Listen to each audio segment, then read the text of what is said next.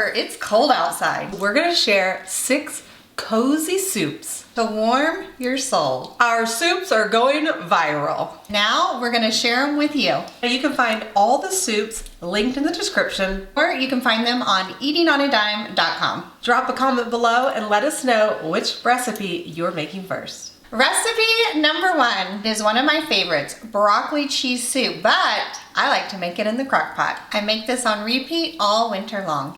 Today, we are making one of our most popular soup recipes. You guessed it, crock-pot broccoli cheese soup.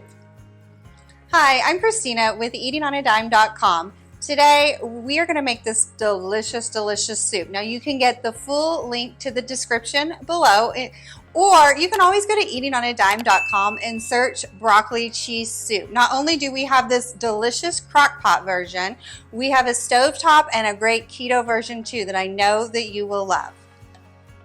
Now today I am using this 6-quart crock pot, but you can easily make this in an 8-quart, or if you're making a smaller serving, a 4-quart crock pot works great as well.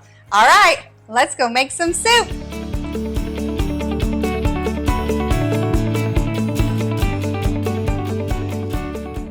First, we're going to start off with fresh broccoli. You can use frozen if you would like, and we're going to cut off all the crowns of the broccoli and dice them up small. You are going to need 4 cups of broccoli diced up. So once they're diced up, then I like to measure them. Once the broccoli crowns are off, then I like to cut them to the size that I would like. Now this is where you can make your soup completely your own. If you like your broccoli soup a little bit chunkier, then leave them bigger. Or if you would like it not as chunky, then you can dice them up really small here. And so that way you don't get the bigger pieces in your soup. But you can completely make it your own.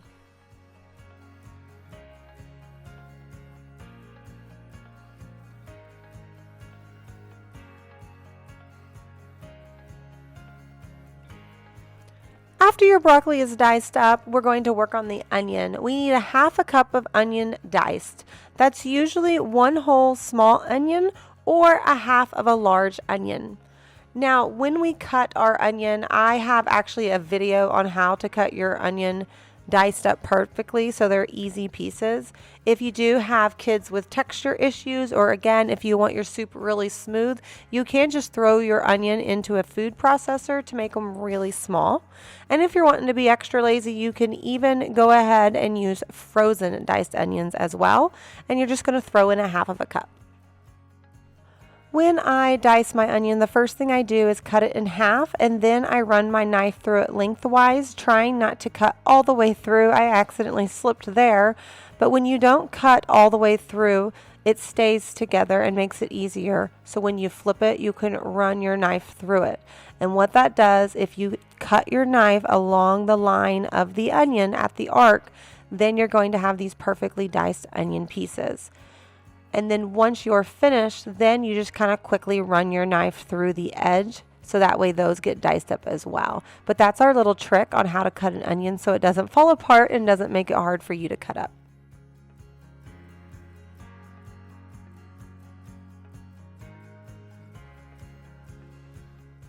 This is the perfect time to remind you that you can get the full recipe at eatingonadime.com, or you can also find the full recipe linked in the description below.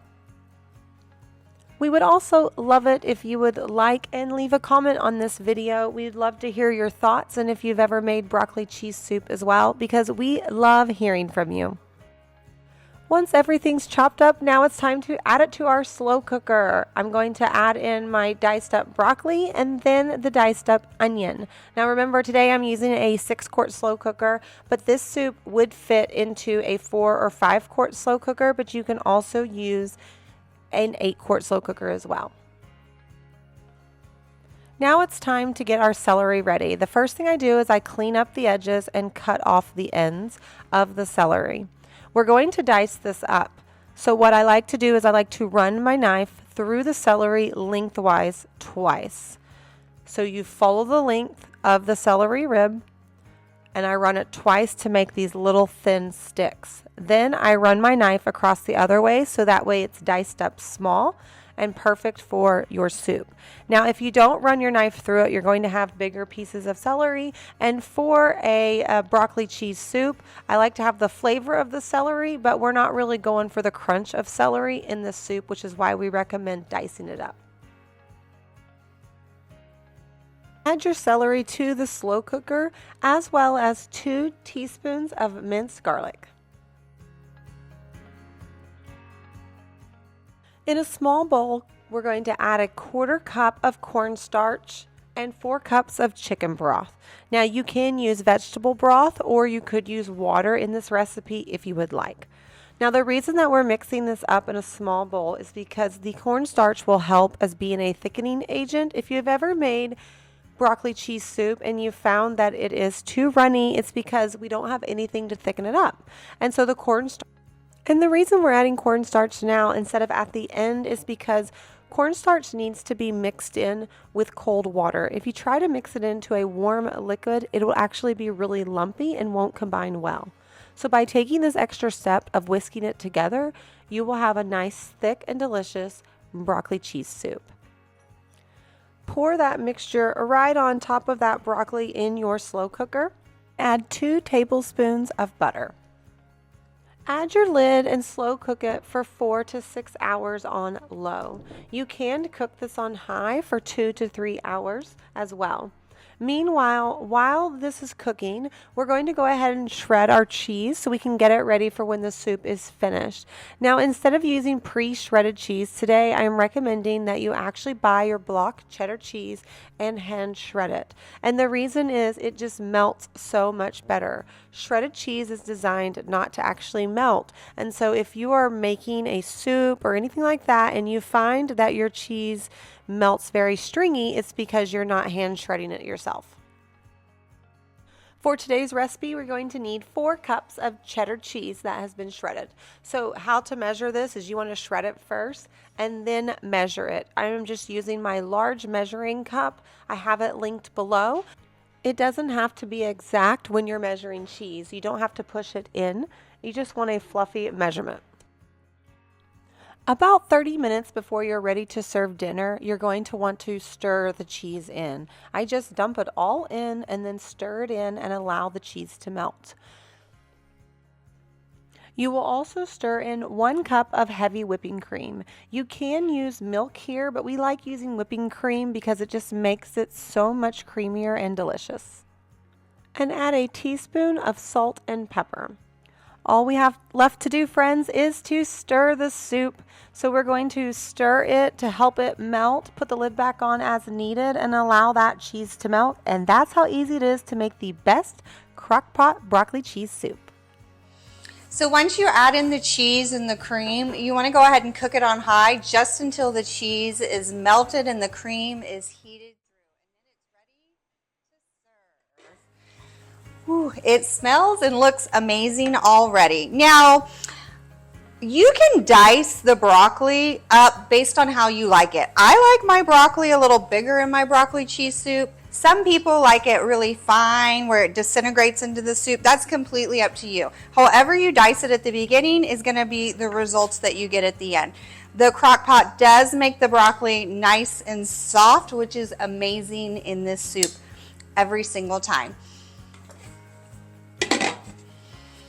Thank you so much for joining me today in my sister's kitchen. Don't forget, the full link to this recipe is in the description below, and we've also linked our favorite crock-pot cookbook bundle that's currently 75% off. If you love the crock-pot as much as we do, you have to check that out. It is a deal in some of the greatest, easiest crock-pot recipes you'll ever find. All right, friends, do not forget to like and subscribe so you don't miss any more of our easy, family-friendly recipes. And I will see you guys next time in my sister's kitchen. Recipe number 2. We're making chicken noodle soup in the crock pot. It tastes like homemade and homemade noodles because we're cheating with a little secret. We're using frozen Reams noodles, so you get that homemade noodle flavor without any of the work. We're gonna make the best crock-pot soup ever. Crock-pot chicken noodle soup.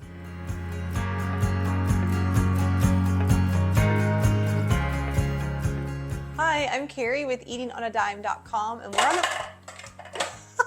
We're on a mission to help families eat well on a budget. You are going to love today's recipe because it tastes like chicken noodles from scratch with homemade noodles, even though we're not making homemade noodles. You're going to love this on the next, like a super cold day. You're going to want to make this. Now you can find the full recipe linked in the description below, or you can always go to Google and just Google eating on a dime crock-pot chicken noodle soup and it will pull right up for you. Okay, let's get cooking. The first thing you need is 2 to 3 boneless, skinless chicken breasts. You can also do chicken thighs if you would like to.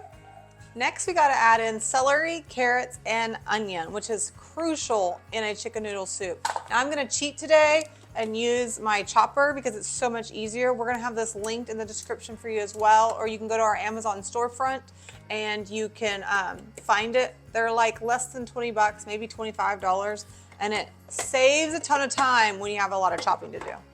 So what I'm going to do on these celeries is I'm just going to cut them into pieces that will fit in this chopper.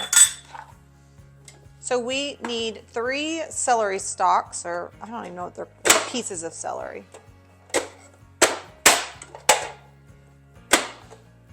These I didn't cut quite small enough. But see how we're getting beautiful pieces already? Get these, get all this celery chopped.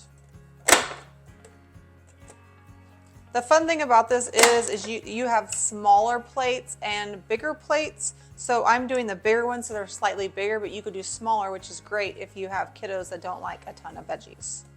Now you need 3 to 4 carrots. Now this will actually chop up your carrots too. So let me show you how I'm gonna do it. We're gonna cut off the ends first. I've gotta cut them into the pieces, and then I'm just gonna cut them lengthwise. So that way they'll lay flat when you're chopping them. So I'm going to do this for all of the carrots.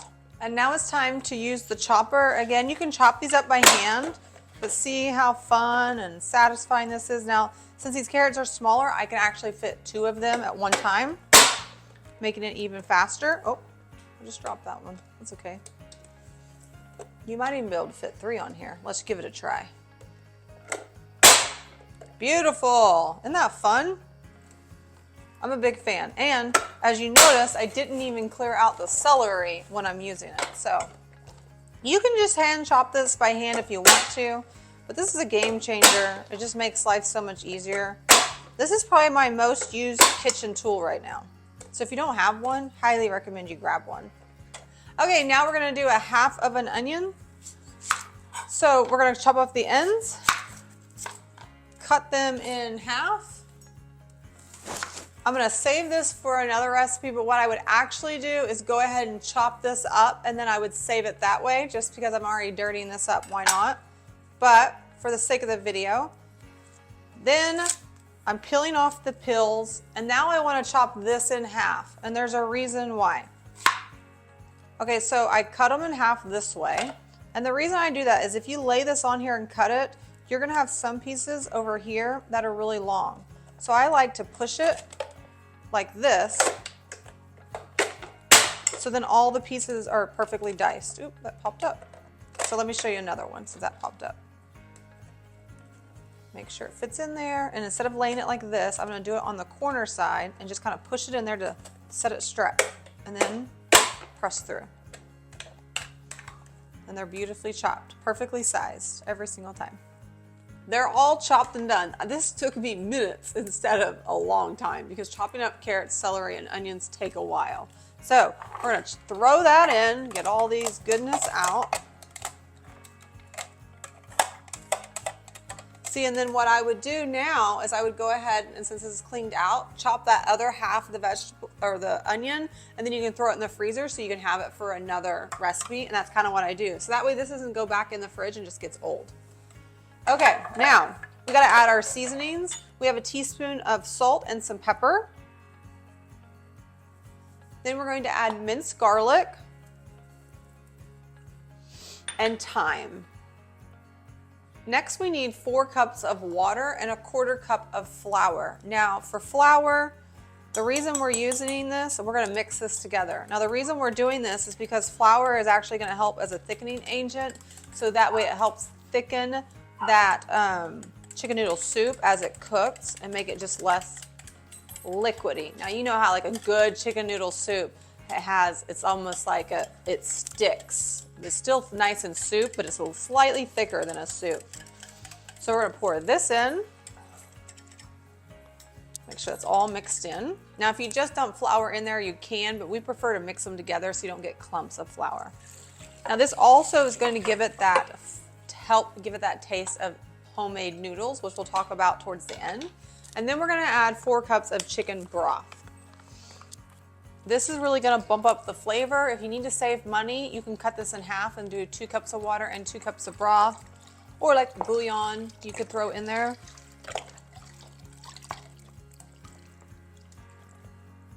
Add that in. Really don't need to stir, it kind of all stirs around.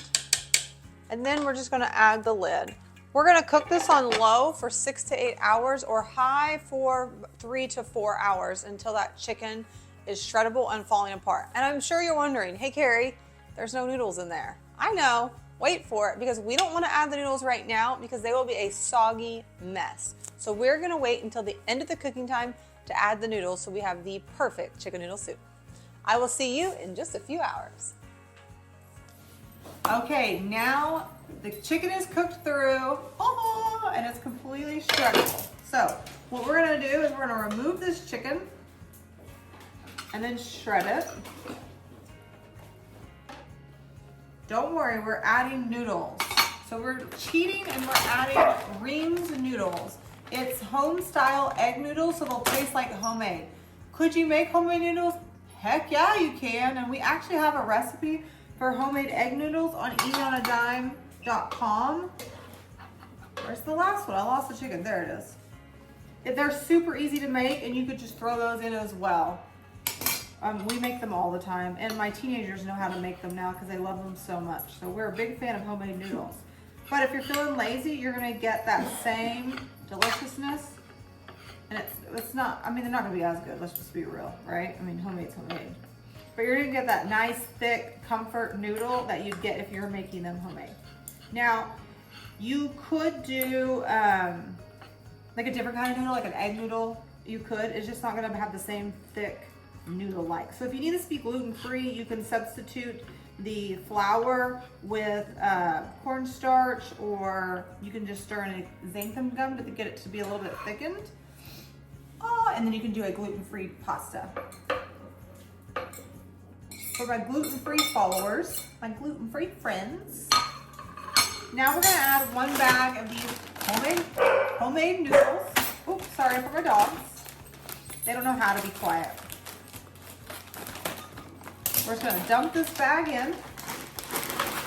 Make sure they're all stirred into the pot so they're covered with the liquid. So I just kind of push them down. We're gonna add this lid and we are gonna cook this on high for 30 minutes or on low for 1 hour, and dinner will be done. Okay, it is ready to eat. Oh, that's my favorite part, the steam.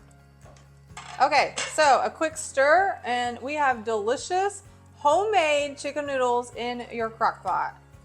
Let's scoop this up. It's thickened beautifully. It tastes amazing, and this is perfect on a cold day. Now all we have to do is eat it, my favorite part. Okay, you can find the full recipe linked in the description below, or just go to Google, type in Eating on a Dime Crock-pot chicken noodle soup, and it'll pull right up. Now, if you liked today's recipe, I would love it if you would subscribe and like this video, and I would even love it if you drop a comment. Maybe tell me what you like to eat with your chicken noodle soup, because we love hearing from you. Okay, here's the best part. Hopefully it's cooled down enough. Let's do a tester. It's so good. The flavor is delicious. It's very comforting, and it will just warms your soul up. Okay guys, I'm out of here. Thanks so much for joining me, and I will see you next time for another easy, family-friendly recipe. Bye friends. Recipe number 3, chicken tortilla soup. I can literally eat this every week, and it's made in 1 pot in no time at all. If you love ordering chicken tortilla soup, you have to try that. You get a classic restaurant flavor with like little work at all. If you're craving something cozy, bold, and ridiculously easy, this one-pot chicken tortilla soup is about to be your new favorite. Let's do it. Heat 1 tablespoon of olive oil in a big pot over medium-high heat. Toss in a little bit of onions, garlic, and 1 seeded diced jalapeno. Saute until everything smells amazing. Add in about a pound of chicken breast, followed by 1 10-ounce can of Rotel, 15 ounces crushed tomatoes, 14 ounces black beans, and 1 cup of corn. I like to use frozen corn, but you can definitely use canned as well. Just make sure to drain it. Season it up with some cumin, chili powder, salt, and of course pepper. Pour in 4 cups of chicken broth and 2 cups of water, and then gently stir in about half of your chopped cilantro, only if you love cilantro. Bring the mixture to a boil, cover the pot, then lower the heat and let it simmer for about 25 to 35 minutes until the chicken shreds easily. Pull the chicken out, shred it, and stir it right back into the pot. Let it cook for another 5 to 10 minutes, then finish with the juice of 1 fresh lime. This makes all the difference in the world, so do not skip this step. While the soup is heating through, grab a skillet, heat a 1/4 cup of olive oil, slice up 8 corn tortillas into little strips, and then fry them until they are nice and crispy. Serve the soup hot, topped with the remaining cilantro and those crunchy tortilla strips, and enjoy every bite. Recipe number 4, Crock-pot taco soup. This one has been one of our most popular recipes for many, many years, and it's so easy because the Crock-pot does all the work. Crock-pot taco soup is one of my all-time favorite slow cooker recipes. It comes together quick and the entire family loves it. No complaining. You can grab the full recipe at eatingonadime.com. The 6-quart digital multi-cooker or in a skillet, brown 1 pound of ground beef. Then add your taco seasoning, about 2 tablespoons, some garlic salt, pepper, and a half an onion diced, 1 cup of frozen corn, 1 can of black beans drained, 1 can of kidney beans, a can of crushed tomatoes, and 4 cups of crushed tomatoes. Stir to combine everything and cook on low for 6 to 8 hours or high for 3 to 4 hours. And that's how easy it is to make taco soup. Add your favorite taco toppings and dinner is done. Make sure you like and subscribe so you don't miss any more Crock-pot recipes. Recipe number 5, white chicken chili. But your slow cooker is gonna do all the work. If your kids don't like soup, trust me, they're still gonna love this recipe. It's one of Carrie and I's kids' favorites. Today we're making the best slow cooker white chicken chili in the Crock-pot.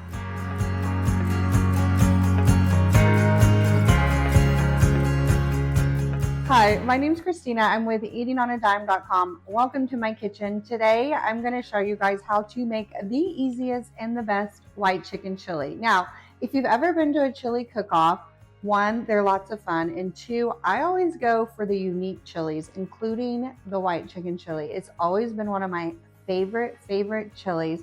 It's so good, but it's still so hearty and delicious, and it has lots of flavor. As always, I've linked the recipe in the description below, so you don't have to worry about writing everything down and all of that. You can grab it there, and it's easy to print. You can see nutritional information, all of the things. For today's Crock-pot recipe, I am using my Hamilton Beach multi-cooker.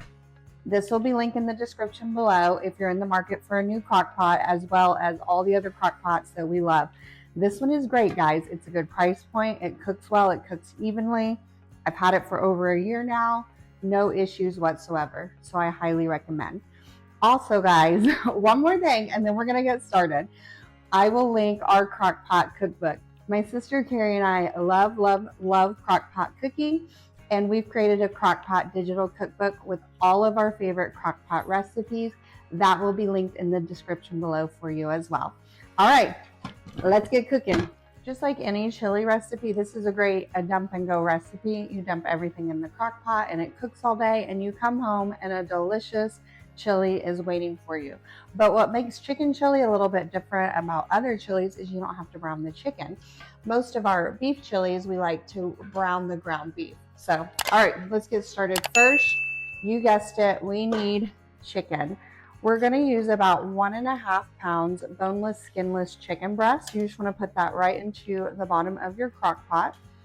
Now, mine are thawed out, but you can use frozen chicken breasts, and that's going to work fine. You'll just want to cook it just a little bit longer, like 30 to 60 minutes, and that will work great. Also, you can use boneless, skinless chicken thighs if you prefer the flavor on those. Then you need 2 cans of your favorite type of white beans, rinsed and drained. These have already been rinsed and drained. Today I am using Great Northern, but you can use cannellini as well. Or if there's another favorite that you like, that'll work great. The white beans mixes well with the chicken and the other seasonings, so I do recommend the white beans. And then 2 cans of diced green chilies. This adds so much flavor. Both of these cans are about 4 ounces each. Don't skip this part, guys. Rio says hi.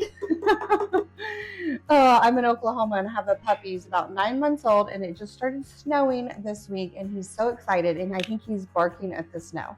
Then we're going to add 1 cup frozen corn.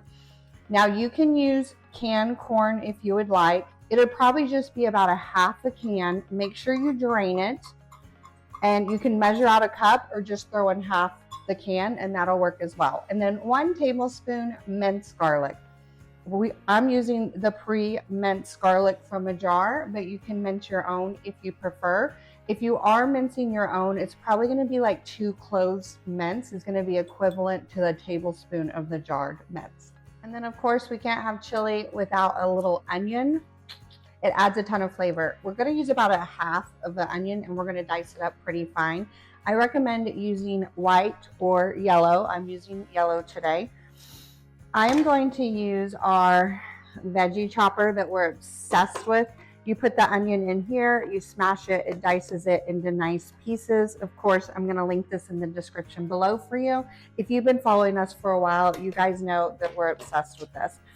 You can definitely chop it up on your own if you would like. I just cut the ends off the onion, and then I peel out the outer layer. This onion is pretty small, so I might do a little bit more. I'm going to see how I'm feeling. And then when we use the chopper, we actually like to quarter it because we find it chops it more evenly. I'm going to put this here so you guys can see it. Hopefully you can see that. So then when you take your onion quarter, you want to take the point side, kind of like visual it as a triangle, take the point side and press it into the blades. And then you're going to just press this down really firm and quick. Sometimes I'm not firm and quick enough. There you go. And then it chops it into nice little diced onions for you. Okay, I'm going to do 3 of these because my onion was a bit smaller than average.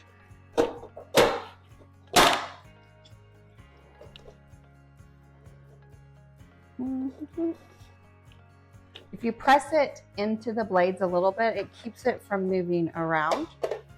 Here, maybe I need to hold it this way. It's always harder on video, I swear. There you go. And then it makes nice, beautiful chopped onions, and just throw that right into the crock pot with the other ingredients.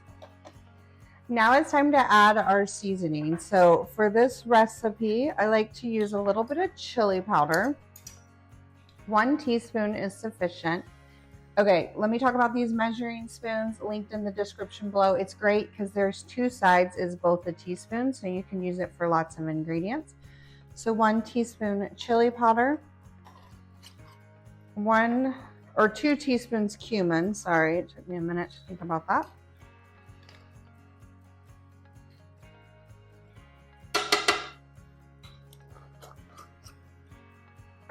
And then 1 teaspoon salt.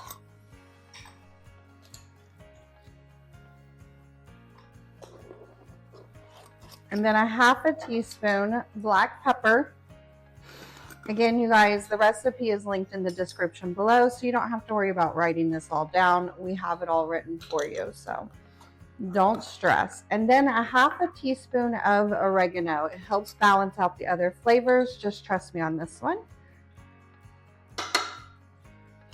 And then last but not least, of course, some chicken broth. So for this chili, we use 4 cups of chicken broth, or you can use one of these quart containers. They're 32 ounces, which is 4 cups. So that works as well.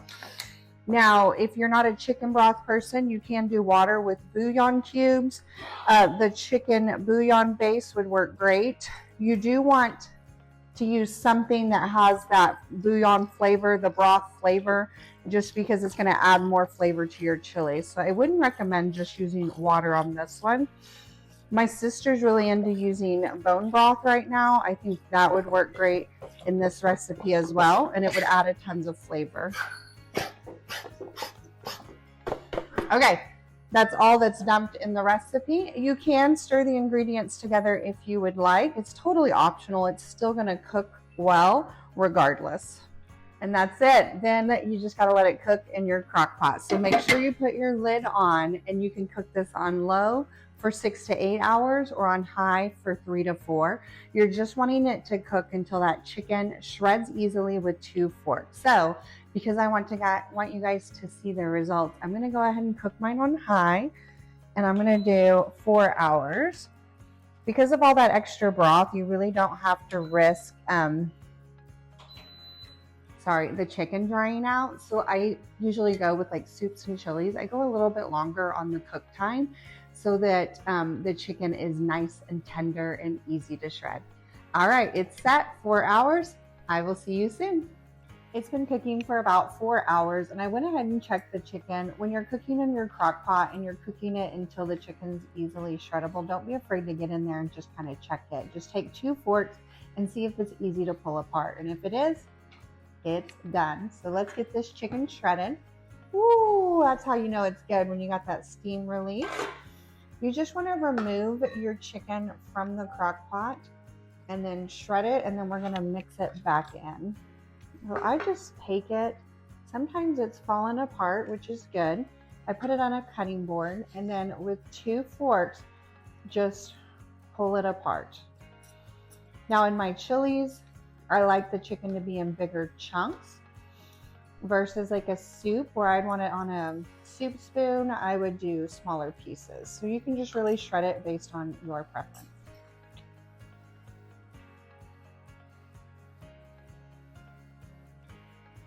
Once you get all that chicken nice and shredded, then it's ready to stir back in. And that's it. Your chicken chili is ready to serve with your favorite toppings and enjoy. Ooh, it smells wonderful. Let me know in the comments what you like to put on your chicken chili. And I want to show you guys what this looks like in the crock pot so you can see what it needs to look like when you make it at home. So my favorite thing about making like a chili or a chicken chili in the crock pot is that you can keep this on warm, and it's going to keep your dinner warm. So if you have busy kids and activities that are at home different times, this will stay warm throughout the night, and everyone can enjoy it when they get home. That's awesome. So I'm just scooping up a nice big bowl of this chili. It looks awesome. And today for toppings, I decided I want some tortilla chips. I'm going to throw them everywhere, I guess. It's really good if you crunch them up and just sprinkle them on top to add a delicious crunch. It kind of tastes like tortilla strips, but I always have these chips in my pantry, so I usually don't have to buy something else. And then I'm going to top it with a little bit of shredded Monterey Jack cheese. Ooh, it looks amazing. And then I want to dollop it, I feel like I'm doing a commercial there, with just a little bit of sour cream on top to give it that cream baseness. I want to hear from you guys though on what you would put on top. I think avocados would be great. If you like spice, jalapenos would be awesome. Of course, there's cilantro, all sorts of toppings. So let me know in the comments below what you would serve on top of your chili. Only thing left to do is enjoy it. Now, when I make this chicken chili at home, it's pretty filling and it has some veggies in it. I usually serve it as is. I don't worry about a ton of sides, and it's a great filling dinner that everyone loves. Don't forget, I linked the description for this recipe. I linked the recipe in the description below. And also don't forget to like and subscribe so you don't miss any more of our easy family-friendly recipes. All right, friends, thank you for joining me today in my kitchen, and I will see you guys next time. Enjoy your chili. Recipe number 6, last but not least, Zupa Tuscana, but we're making it in the Crock-pot. It's a copycat, Olive Garden copycat, but you can make it so easy at home. And it's my husband's favorite soup. Dare I say better than Olive Garden? Yes, you are gonna love our Zupa Tuscana recipe, especially because we're making it in the Crock-pot, so it's even easier.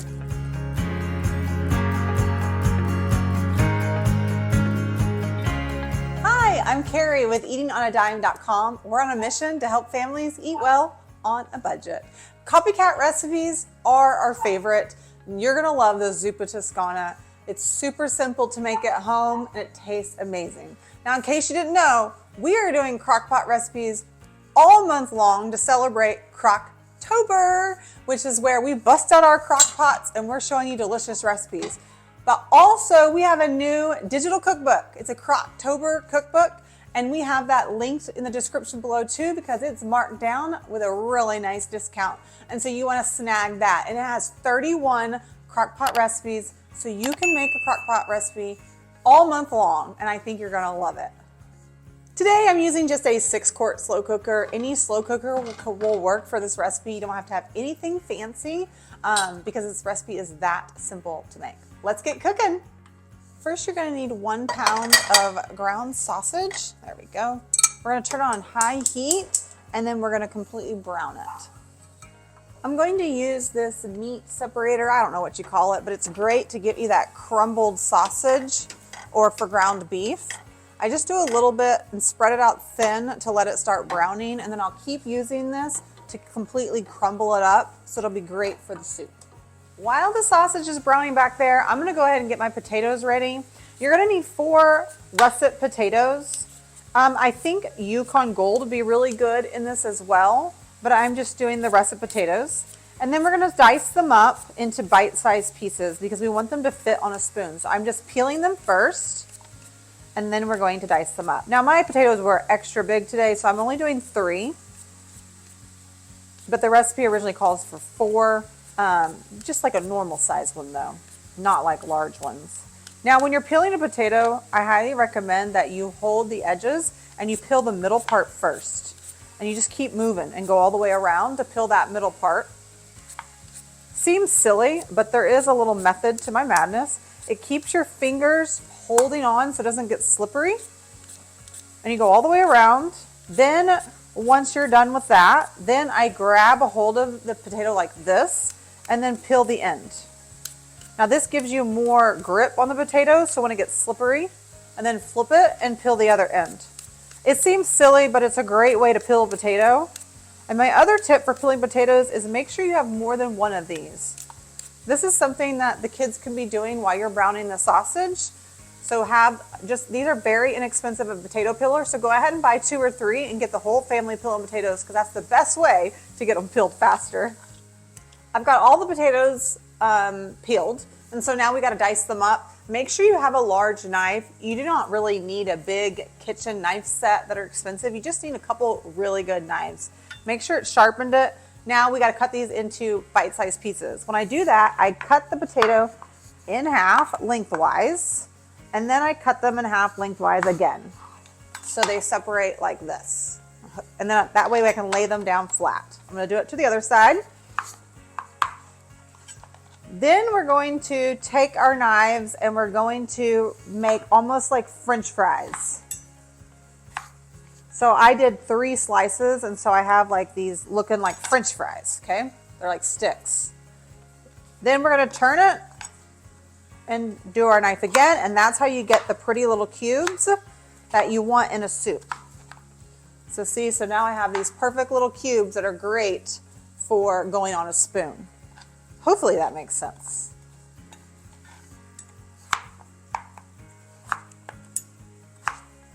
Okay. So we're gonna do this for every potato and toss this in the crock pot. Let's check on the beef. Well, I guess sausage. Look, so it's looking really good. And as you can see, I have these beautifully crumbled pieces because I'm using this. I personally don't like big, large chunks of sausage. I like them smaller. so you get a little bit of that flavor throughout your whole soup. So I'm gonna turn this off and we're gonna go move this into the crock pot. Okay, so now I'm just gonna dump this sausage right into the crock pot, get everything out, and then I just need to finish cutting up my potatoes. So we're kind of doing this in real time for you guys. So first you're gonna remember, I just wanna remind you and make sure you get it. You cut it in half lengthwise, then take this piece and cut it in half lengthwise again. So you have these flat pieces. Then you're going to just run your knife and create long strips.